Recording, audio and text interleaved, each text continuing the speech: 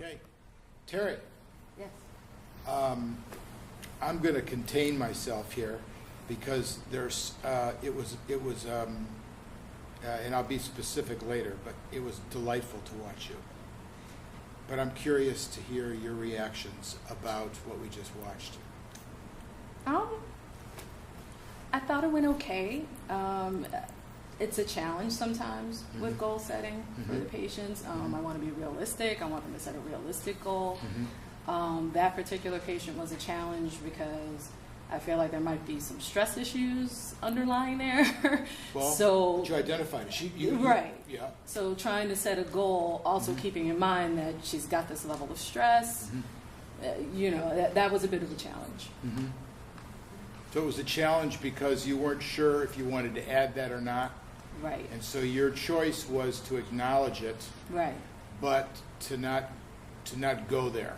You wanted to let her know you were putting it on the shelf, you had it in vision. Right.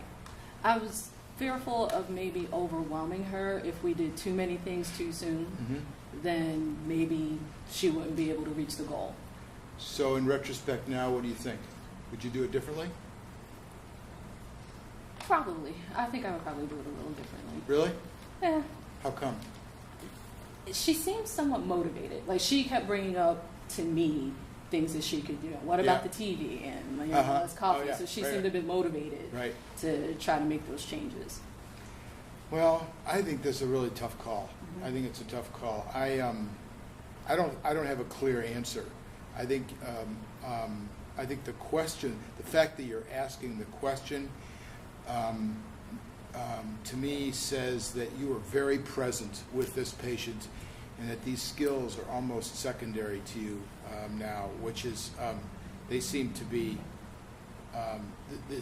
quite familiar. For you to be asking, do I want to do this now? How much do I want to add? Is this feasible?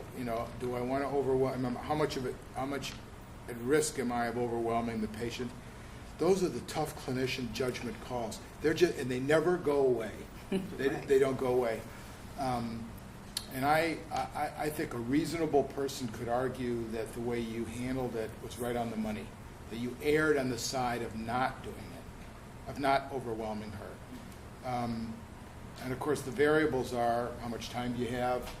Do you have time to do something else? Right. Is there somebody else that you also could have connected? Is she at that level of risk and complexity to work with her? One of your, Rosemary. But I don't. I actually don't have. I don't have a critical sense about you making a mistake there. I think it was a clinician judgment that was informed, and you just shared your reasoning. I think it makes sense. Anything else that you can think of about this? No? No. So, I have only one actually suggestion that's I think in any way meaningful for improvement, but I have several more comments about things that I think make this a tape to save as a teaching tape. Okay.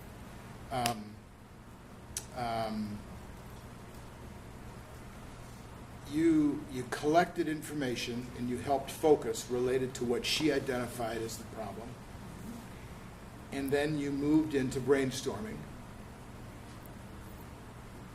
And so when I say brainstorming, you know exactly what I'm talking about. Right. And which means, for the benefit of the audience here, it means she asked the patient to think about what are the different things she could wrestle with, and pick one. So you helped her focus. She chose caffeine, and then you made the process transparent by saying, well, let's clarify and be clear, more or less. I'm paraphrasing you here. Let's clarify. Use the word clarify. That's a Terri term. It made perfect sense. I knew exactly where you were going, but I remember us going through this training when I was here last time. I don't think I ever used the word clarify. What that says to me is you've made this your own, which is part of what makes it delightful for me to watch. And so you organized it, and you went through the specifics, and I'm thinking in the back of my mind, caffeine, I hope she asks about when she's going to stop drinking, and you went right there, because, you know, if you can only have 3.5 cups, but it's all going to be between 10 and 12 at midnight, that's not so good. And so you integrated your own clinical judgment, and then you reviewed it with her.